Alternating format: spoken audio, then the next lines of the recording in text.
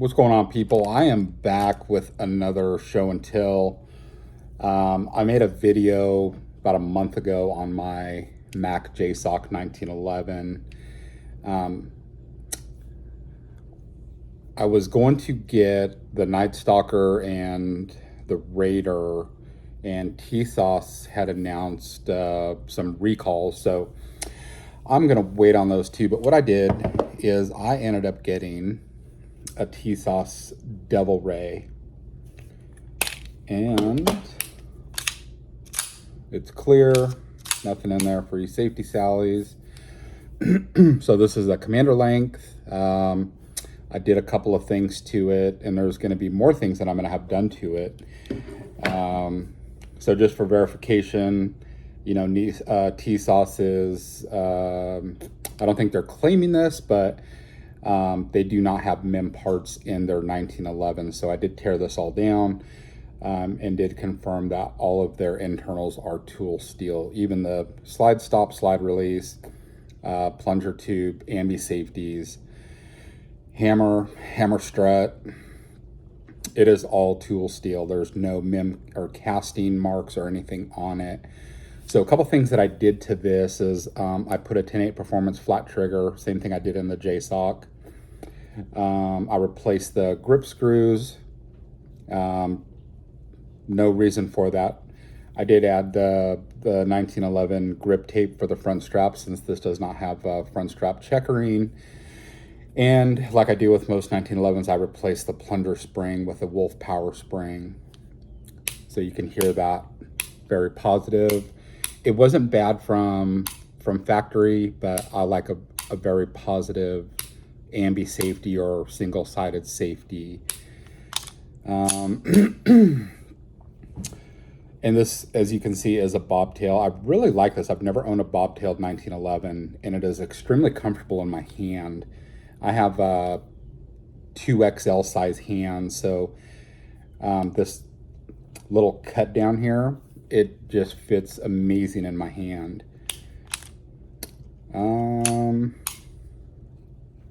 I believe that is all I did to this. So I'm gonna actually send this off to a guy that does custom work on a lot of my pistols. He's actually based out of here in Oklahoma City, Oklahoma. I'm gonna actually get this cut for a red dot. This is gonna be a little project piece for me. And I'm probably gonna change the color of the entire pistol. I'm probably gonna go like OD green. But yeah, I think that's all I had done to this pistol. Nothing to rant and rave about, just personal preferences that I do. So changing out the triggers, I don't know if it's the geometry of the trigger bar or something, but this was pulling at about 5.5 pounds according to my trigger pull gauge. We're about 4.25 pounds from swapping out the stock to the 10/8 performance trigger, the flat trigger, as you can see. There was no fitting required, thankfully. Some of them I had to stone on the top or the bottom, but let's pull the JSOC back out. As you can see, I did the same trigger to that. I'm still debating if I'm going to shoot this gun or not. I really like this gun. It's kind of more of a show piece for me. According to my last video, it wasn't entirely expensive. I did change out the grip screws on this also. So I'd taken these panels off probably 3 or 4 times, and the last time I was taking them off, the head snapped off on them. So that was kind of room to look clear. Kind of disappointing.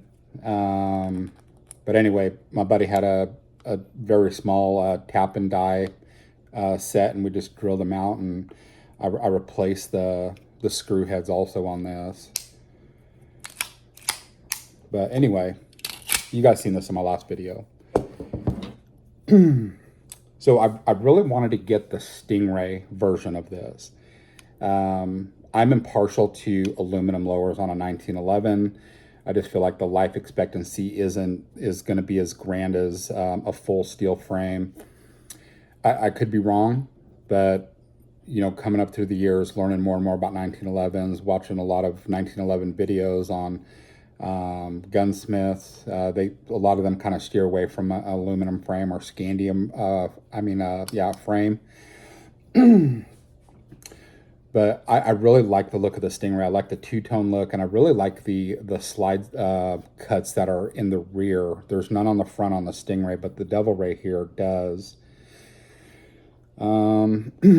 I think the only thing I will change out on this once this gets cut for a red dot is I'm going to change out the GI guide rod and the spring.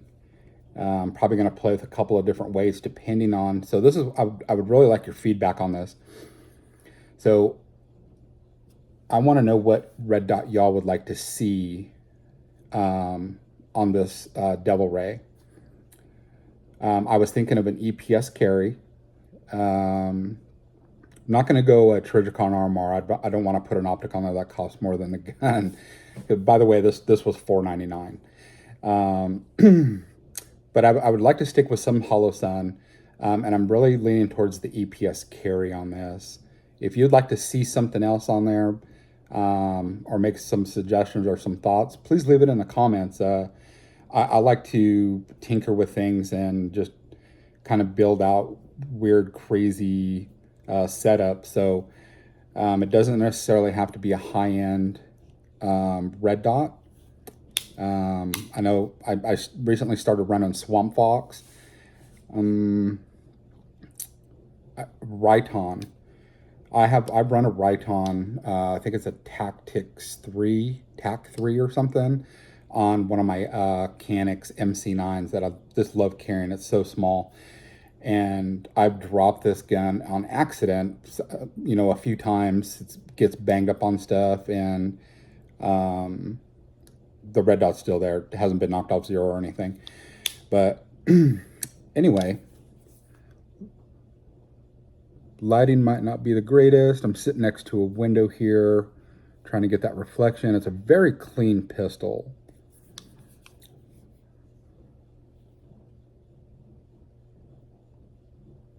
You can see that skateboard tape. And these are really inexpensive. You get a 2-pack for like $8 or something off eBay.